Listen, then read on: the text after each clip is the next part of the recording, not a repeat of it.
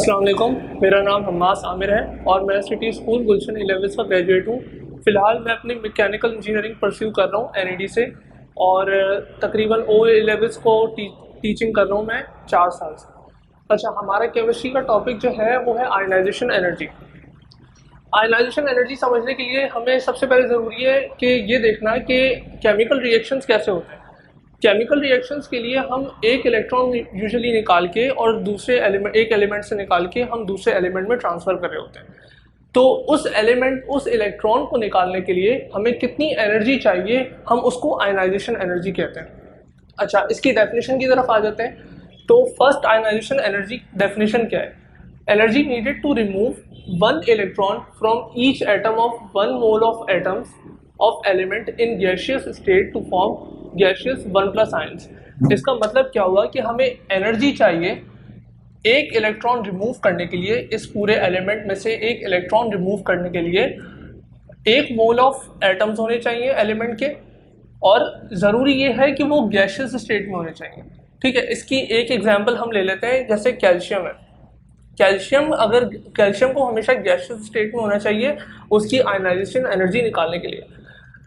जब हम उसमें से एक इलेक्ट्रॉन रिमूव करेंगे तो कैल्शियम जो है वो 1 प्लस आयंस बना देगा, जैसे कि यहाँ पे लिखा हुआ है गैसियस 1 प्लस आयंस। और ये जो आयंस होंगे ये भी गैसियस स्टेट में ही होंगे, क्योंकि हमने यहाँ से एक इलेक्ट्रॉन रिमूव करा है तो हम यहाँ पे एक इलेक्ट्रॉन लिख देंगे। तो ये हमारी हो गई फर्स्ट आयनाइजेशन एनर्जी की डेफिनेशन। एक एनर्जी जो कि हमारा एक इलेक्ट्रॉन रिमूव करवाए 1 मोल ऑफ एटम से, लेकिन ज़रूरी ये है कि स्टेट जो है वो गैसियस होनी चाहिए ताकि वो 1 प्लस आयंस बना सके। अच्छा, ये तो थी फर्स्ट आयनाइजेशन एनर्जी। इसी तरीके से हम सेकेंड आयनाइजेशन एनर्जी अगर लेंगे तो सेकेंड आयनाइजेशन एनर्जी में क्या होगा, सेम यही डेफिनेशन रहेगी, बस होगा ये कि 1 प्लस आयन से हम 2 प्लस आयंस पे जाएंगे। कैसे, मैं आपको बताता हूँ इसके इक्वेशन के थ्रू।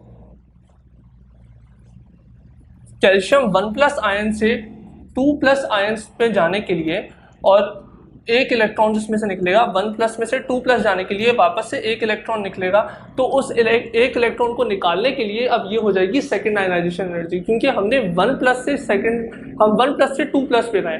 अगर हम 0 से 1 प्लस पे आते तो ये होती फर्स्ट आयनाइजेशन एनर्जी। अगर हम 2 प्लस से 3 प्लस पे आते तो ये होती थर्ड आयनाइजेशन एनर्जी। ठीक है। अच्छा, आयनाइजेशन एनर्जी के लिए हमने सबसे पहले ये देखना है कि फैक्टर्स क्या हैं जो इसकी इन्फ्लुएंस करते हैं इसकी एनर्जी को। पहला जो हमारे पास फैक्टर है वो है न्यूक्लियर चार्ज का, size of nuclear charge. As atomic number increases nuclear charge increases, so greater attractive forces which means ionisation energy increases. अच्छा, ये होता क्या है और कैसे होता है? हमारे पास ये एटम है, इसमें बीच में न्यूक्लियस है। न्यूक्लियस में हमारे पास प्रोटॉन्स होते हैं और न्यूट्रॉन्स होते हैं। प्रोटॉन्स में होते हैं हमारे पास पॉजिटिव चार्ज, और बाहर जो ये शेल्स बने हुए हैं इन शेल्स में हमारे पास इलेक्ट्रॉन्स होते हैं। अच्छा, अब इलेक्ट्रॉन्स और प्रोटॉन्स आपस में एक दूसरे को बैलेंस आउट कर रहे होते हैं, मतलब कि एक एटम इलेक्ट्रिकली न्यूट्रल होता है। फर्स्ट शेल में हमारे पास होते हैं 2 इलेक्ट्रॉन्स, सेकेंड शेल में हमारे पास आते हैं 8 इलेक्ट्रॉन्स, और थर्ड शेल में हमारे पास आते हैं 18 इलेक्ट्रॉन्स। लेकिन यहाँ पे जो एटम है इसके हिसाब से अगर हम देखें तो फर्स्ट शेल में 2 इलेक्ट्रॉन्स है, सेकेंड शेल में 8 इलेक्ट्रॉन्स है, और थर्ड शेल में 1 इलेक्ट्रॉन है। कैपेसिटी कितनी है? 18 की। लेकिन अभी इधर हमारे पास सिर्फ 1 इलेक्ट्रॉन है, तो टोटल हमारे पास 11 इलेक्ट्रॉन्स है इस एटम में। 11 इलेक्ट्रॉन्स का मतलब ये है सोडियम। इसका मतलब कि इसका एटॉमिक नंबर भी 11 है, क्योंकि इलेक्ट्रॉन्स और प्रोटॉन्स सेम होते हैं, एटम इलेक्ट्रिकली न्यूट्रल होता है, तो इसलिए हमारे पास जितने इलेक्ट्रॉन्स होंगे उतने ही प्रोटॉन्स होंगे। इलेक्ट्रॉन्स 11 हैं तो इसका मतलब एटॉमिक नंबर भी 11 होगा। 11 एटॉमिक नंबर सोडियम का होता है। अच्छा, अब हम इसकी फैक्टर्स पे आ रहे थे। फैक्टर्स में यहाँ पे लिखा हुआ है कि एज एटॉमिक नंबर इंक्रीजेस, मतलब कि अगर मैं सोडियम से मैं आगे एटम्स पीरियोडिक टेबल में आगे जाऊँ, मैग्नीशियम पे जाऊँ, कैल्शियम पे जाऊँ, तो उनके एटॉमिक नंबर इंक्रीज होते जाएंगे। होगा क्या, एटॉमिक नंबर इंक्रीज होने से हमारे पास नंबर ऑफ प्रोटॉन्स इंक्रीज होंगे, मतलब कि जो हमारे पास न्यूक्लियस है उसके अंदर नंबर ऑफ प्रोटॉन्स इंक्रीज होंगे, पॉजिटिव चार्ज बढ़ता जाएगा। तो होगा ये कि अगर आप सेम शेल में हैं, पीरियोडिक टेबल में अगर आप सेम शेल में चल रहे हैं सेम पीरियड में चल रहे हैं, ये पीरियड हमारा 1 है, ये पीरियड 1 है, ये पीरियड 2 है। अगर आप सेम पीरियड में चल रहे हैं तो आपके पास सेम नंबर ऑफ शेल्स होंगे। मतलब ये कि अगर एक एटम हमारे पास फर्स्ट पीरियड में है और दूसरा एटम भी हम फर्स्ट पीरियड से ले रहे हैं तो उनके नंबर ऑफ शेल्स हमेशा सेम रहेंगे। लेकिन अगर हम फर्स्ट पीरियड से सेकंड पीरियड में आ जाएं तो हमारे पास नंबर ऑफ शेल्स इंक्रीज होना शुरू हो जाएंगे। मतलब कि डाउन द ग्रुप हमारे पास शेल्स बढ़ते चले जाते हैं और पीरियड में अगर हम चलते चले जाएं आगे तो हमारे पास शेल्स सेम रहते हैं। ठीक है, अब हमने ये देखा कि हमारे पास सेम पीरियड में शेल्स चेंज नहीं हो रहा है और डाउन द ग्रुप आते हुए शेल्स चेंज हो रहे हैं। तो हमारे पास जब हम पीरियड में आगे बढ़ते चले जाएंगे तो एटॉमिक नंबर तो इंक्रीज होता रहेगा, लेकिन यहाँ पे हमारे पास शेल्स जो है वो चेंज नहीं होंगे। मतलब कि अगर मैं आगे बढ़ता चला जाऊँ तो मेरे पास जितने प्रोटॉन्स बढ़ते जाएंगे, अगर मैं 12 प्रोटॉन्स कर दूं तो मेरे पास 12 इलेक्ट्रॉन्स हो जाएंगे। इसी तरीके से 13 प्रोटॉन्स कर दूं तो 13 इलेक्ट्रॉन्स हो जाएंगे, 14 इलेक्ट्रॉन्स हो जाएंगे। तो हमारे पास हो क्या रहा है कि न्यूक्लियस अपनी जगह पे है, शेल्स उतने ही हैं, लेकिन प्रोटॉन्स बढ़ते जा रहे हैं और डिस्टेंस जो है वो शेल का कम या ज़्यादा कुछ नहीं हो रहा।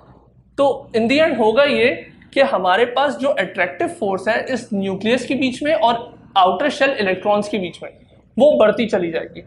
जिस तरीके से हमारे पास यहाँ पे अट्रैक्टिव फोर्स बढ़ती चली जाएगी तो होगा ये कि ये जो इलेक्ट्रॉन्स हैं ये न्यूक्लियस से ज़्यादा स्ट्रांगली अट्रैक्टेड है, ज़्यादा फोर्सेस ऑफ अट्रैक्शन है, ज़्यादा स्ट्रांगली अट्रैक्टेड है। तो हमें उतनी ज़्यादा एनर्जी चाहिए होगी इस इलेक्ट्रॉन को बाहर निकालने के लिए। मुझे ज़्यादा एनर्जी की वजह से अगर जितनी एनर्जी मैं ज़्यादा दूंगा उतनी मेरी आयनाइजेशन एनर्जी बढ़ती जाएगी, क्योंकि आयनाइजेशन एनर्जी का मतलब यही है कि एक इलेक्ट्रॉन आप कितनी एनर्जी देके निकाल रहे हैं। तो हमारे पास पहला क्या फैक्टर आ गया, atomic number increases, nuclear charge increases. जैसे कि मैंने अभी आपको बताया कि यहाँ प्रोटॉन्स इंक्रीज होंगे तो न्यूक्लियर चार्ज जो है वो हमारे पास इंक्रीज होता जाएगा। Proton number increases, nuclear charge increases, greater attractive force, मतलब कि न्यूक्लियस और इलेक्ट्रॉन्स के बीच में अब ज़्यादा अट्रैक्टिव फोर्स है। तो ज़्यादा अट्रैक्टिव फोर्स होने की वजह से हमारे पास आयनाइजेशन एनर्जी बढ़ जाएगी। मतलब कि अब मुझे ज़्यादा एनर्जी देनी पड़ेगी इस एक इलेक्ट्रॉन को यहाँ से बाहर निकालने के लिए। ठीक है, ये तो हो गया हमारे पास फर्स्ट पॉइंट। अब आ जाते हैं हम सेकेंड पॉइंट पे। सेकेंड पॉइंट उससे भी कई ज़्यादा आसान है, distance of outer electrons from nucleus. मतलब कि अब ये जो आउटर इलेक्ट्रॉन्स हैं इनका डिस्टेंस कितना है न्यूक्लियस से। अब ये डिस्टेंस हमारे पास जितना ज़्यादा हमारे पास डिस्टेंस होगा उतनी कम हमारे पास आउटर इलेक्ट्रॉन्स में और इसके न्यूक्लियस के बीच में अट्रैक्टिव फोर्स होगी। अगर हम इन इलेक्ट्रॉन्स को कंसिडर करें तो ऑब्वियसली ये इलेक्ट्रॉन न्यूक्लियस के ज़्यादा करीब है, मतलब न्यूक्लियस इनको ज़्यादा अट्रैक्ट कर रहा है, इन इलेक्ट्रॉन्स को ज़्यादा अट्रैक्ट कर रहा है। उससे कम अट्रैक्शन इस वाले शेल में है, मतलब ये इस शेल में जो इलेक्ट्रॉन्स हैं वो ज़्यादा कम अट्रैक्ट हो रहे हैं इस न्यूक्लियस से, और जो सबसे आउटर शेल है उसमें जो इलेक्ट्रॉन्स हैं वो सबसे कम अट्रैक्ट हो रहे हैं इस न्यूक्लियस के साथ। तो जितना ज़्यादा हमारे पास डिस्टेंस बढ़ता जाएगा न्यूक्लियस से आउटर इलेक्ट्रॉन्स का, उतना ज़्यादा जो है वो फोर्सेस ऑफ अट्रैक्शन कम होती जाएगी। अच्छा, force of attraction between positive and negative charges, मतलब कि पॉजिटिव चार्ज प्रोटॉन्स होंगे जो कि न्यूक्लियस में है और नेगेटिव चार्ज हमारे पास इलेक्ट्रॉन्स हैं। तो जितनी ज़्यादा हमारे पास फोर्सेस ऑफ अट्रैक्शन कम होती जाएगी उतना आसान होगा हमारे पास हम उस इलेक्ट्रॉन को उसके शेल से बाहर निकाल सकते हैं। अच्छा, तो हमारे पास ये पॉइंट हो गया force of attraction between positive and negative charge, मतलब कि nucleus and electrons decreases with increasing distance, so ionisation energy decreases. अब मतलब मुझे कम एनर्जी चाहिए इस इलेक्ट्रॉन को इसके न्यूक्लियस से बाहर निकालने के लिए। अच्छा, डेफिनेशन के हिसाब से ज़रूरी ये है, ये आपको याद रखना है कि गैसियस स्टेट में होना चाहिए और एलिमेंट जो है वो 1 मोल ही होना चाहिए, 1 मोल से ज़्यादा नहीं होना चाहिए। 2 या 3 मोल से हम नहीं काम कर सकते। इस डेफिनेशन का मकसद यही है कि ये स्टैंडर्ड बना हुआ है हमारा, इस स्टैंडर्ड से हम नहीं हट सकते। 1 मोल ऑफ एटम्स होने चाहिए एलिमेंट में और गैसियस स्टेट होना चाहिए, और फर्स्ट आयनाइजेशन एनर्जी के लिए हम 0 से प्लस की तरफ जाएंगे। मतलब कि हमारे पास अगर हम 1 इलेक्ट्रॉन निकालेंगे तो हमारे पास इक्वेशन बन जाएगी, और जो जहाँ पे कोई चार्ज नहीं होगा वहाँ पे 1+ आयंस बन जाएंगे। ठीक है, ये हो गया हमारा सेकंड पॉइंट। अच्छा, अब आते हैं हम थर्ड पॉइंट की तरफ। थर्ड पॉइंट हमारा बता रहा है शील्डिंग इफेक्ट। अच्छा, शील्ड से क्या हमें समझ में आ रहा है? शील्ड से हमें समझ में ये आ रहा है कि ये जो शेल्स हैं यहाँ से जो हमारे पास अट्रैक्टिव फोर्स निकल रही है कि आउटर इलेक्ट्रॉन्स को जो अट्रैक्टिव फोर्स है उस ये जो शेल्स हैं वो रोक रहे हैं। मतलब ये कि ये shells as a shield act कर रहे हैं, ये आपकी अट्रैक्टिव फोर्स को आउटर इलेक्ट्रॉन्स तक पहुंचने में रोकते हैं। आपको ज़्यादा से ज़्यादा कम से कम शेल्स चाहिए होंगे ताकि आपका जो है आयनाइजेशन एनर्जी कम हो। कैसे हो रहा है ये अभी मैं समझाता हूँ। Ionisation energy is lower as the number of electron shells between outer electrons and nucleus is increases. मतलब कि जितने मैं शेल्स बढ़ाता जाऊँगा, अगर मैं इसके बीच में और शेल्स ले आऊँ, यहाँ पे और शेल्स ले आऊँ मैं, तो मेरे पास शील्डिंग इफेक्ट बढ़ता चला जाएगा। जितना मेरे पास शील्डिंग इफेक्ट बढ़ता चला जाएगा उतना ज़्यादा मेरे पास उतनी कम मेरे पास एट्रैक्टिव फोर्स होगी आउटर इलेक्ट्रॉन्स के बीच में और न्यूक्लियस के बीच में। हम सारा जो काम कर रहे हैं वो न्यूक्लियस के और आउटर इलेक्ट्रॉन्स के बीच में कर रहे हैं। तो जितने भी हम ये फैक्टर्स हैं हम उसमें इलेक्ट्रॉन्स, आउटर इलेक्ट्रॉन्स को और न्यूक्लियस को कंसिडर कर रहे हैं, उसके अलावा और कोई इसमें चीज़ नहीं है। तो हमने ये देखा कि जितने हम शेल्स इंक्रीज करते जा रहे हैं हमारे पास शील्डिंग इफेक्ट बढ़ता जा रहा है। न्यूक्लियस से जो अट्रैक्टिव फोर्स इसको अट्रैक्ट कर रही है, इस इलेक्ट्रॉन्स को जो आउटर शेल में है, वो कम होती जा रही है। ठीक है, तो हमें कितनी एनर्जी, हमें ऑब्वियसली कम एनर्जी देनी पड़ेगी ताकि हम इन इलेक्ट्रॉन्स को अब बाहर निकाल सकें। अट्रैक्टिव फोर्स ही नहीं है, जब अट्रैक्टिव फोर्स नहीं होगी तो हम आसानी से उसको रिमूव कर सकते हैं। जितनी अट्रैक्टिव फोर्स ज़्यादा होगी उतना हम मुश्किल से रिमूव कर सकते हैं। तो इस हमने पॉइंट में ये देखा कि अट्रैक्टिव फोर्स जो है वो शील्डिंग की वजह से कम होती जा रही है और कम होने की वजह से हम उसको और आसानी से रिमूव कर रहे हैं, हम इलेक्ट्रॉन को आसानी से रिमूव कर रहे हैं। ये पॉइंट ये बोल रहे हैं ionisation energy is lower as the number of electron shells between outer electrons and nucleus increases. जितना ज़्यादा आउटर इलेक्ट्रॉन्स और न्यूक्लियस के बीच में इलेक्ट्रॉन शेल्स होंगे उतनी फोर्स ऑफ अट्रैक्शन कम होगी और इसी वजह से आयनाइजेशन एनर्जी लोअर होगी। ठीक है, ये हो गए हमारे तीनों फैक्टर्स। अब हमने ये जो एटम था हमारा सोडियम का जिसमें हमारे पास 11 इलेक्ट्रॉन्स थे, हमने इसका एक ग्राफ बनाया इसको समझाने के लिए। इस एक्स एक्सिस पे हमारे पास है नंबर ऑफ इलेक्ट्रॉन्स रिमूव्ड, मतलब कि मुझे 1 से लेके 11 तक इलेक्ट्रॉन्स रिमूव करने हैं, और वाई एक्सिस पे हमारे पास आयनाइजेशन एनर्जी जिसका यूनिट हम किलो जूल्स पर मोल लेते हैं। अच्छा, ये ग्राफ फर्स्ट इलेक्ट्रॉन और सेकंड इलेक्ट्रॉन के बीच में एक बहुत बड़ा सा गैप है, बहुत लार्ज सा जो है हमारे पास डिफरेंस है। उसके बाद सेकंड से लेके हमारे पास 9th इलेक्ट्रॉन तक ग्रेजुअल इंक्रीज है। बिल्कुल यहाँ पे आप देखें तो आहिस्ता आहिस्ता जो है ये ऊपर की तरफ जा रहा है ट्रेंड, और यहाँ पे लार्ज गैप है। इसी तरीके से 9 और 10 के बीच में एक वापस से लार्ज गैप आ रहा है, मतलब फर्स्ट और सेकंड के बीच में, और 9 और 10 के बीच में एक बहुत बड़ा गैप आ रहा है। उसके बाद 10 और 11 के बीच में वही अपना ग्रेजुअल इंक्रीज है। अब ये हो क्या रहा है, ये कैसे हो रहा है, ये तो समझ में नहीं आ रहा हमारी। अब इसको समझने की कोशिश करते हैं। सबसे पहले आप देखें, ये मैं बिठा देता हूँ क्योंकि ये मैंने इलेक्ट्रॉन्स बढ़ा दिए थे। हमारे पास होते हैं सोडियम में आउटर शेल में